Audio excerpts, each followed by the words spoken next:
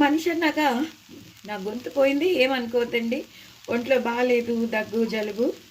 మనిషి అన్నాక వింత వింత కోరికలు ఉంటాయి కదండి. పొద్దున్న వెజ్ పులావ్ చేసుకుంటాం కదా, అది కొంచెం మిగిలింది. సరే, ఇంట్లో వాళ్ళకి కోరికలు వచ్చాయి. ఏమని? కారం అన్నం తింటారట చాలామంది. అది ఎలా ఎలా ఉంటుంది నీకు తెలుసా అన్నారు. ఏముంది, అన్నంలో ఉప్పు కారం వేసేసుకుని నూనె కానీ నెయ్యి వేసేసుకుని తినేసేయడమే అని చెప్పాను.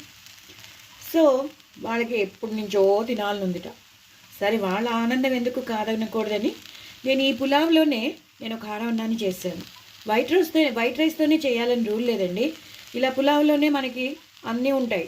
ఇటు వెజిటబుల్స్ ఉంటాయి, అల్లం వెల్లుల్లి పేస్ట్ ఉంటుంది, మసాలా అన్నీ ఉంటాయి. సో ప్రత్యేకంగా మనం వేయవలసిన ఉప్పు కూడా ఏమీ వేయక్కర్లేదు. సో ఇక్కడ మాత్రం నేను వెల్లుల్లిపై లెఫ్ట్ హ్యాండ్తో చేసినాను, ఎందుకంటే మీకు తెలుసు కదా నాకు ఫ్రాక్చర్ అయిందని. సో అందుకే అనమాట. సో ఎక్కువ నేను కదపలేకపోతున్నాను. సో ఇది మాత్రం వెల్లుల్లి కారం మాత్రం నేను రీసెంట్గా షేర్ చేశాను.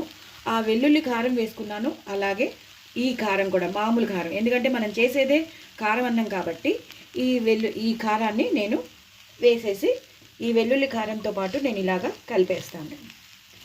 మొత్తం అంతా ఈ అన్నానికి పట్టేయాలన్నమాట. పట్టేసి అప్పుడు ఇక్కడ నూనె ఉంటుంది కదండి, నూనె వేసేసుకోవాలి.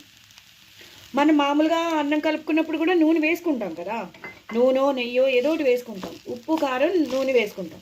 ఇప్పుడు నేను ఈ పులావ్లోనే వెల్లుల్లి కారం అలాగే కారం వేసేసి నూనె వేసేసి కలిపేస్తున్నాను. అంతేనండి. ఇది నేను సరిగ్గా మంచిగా కలుపుకుంటాను.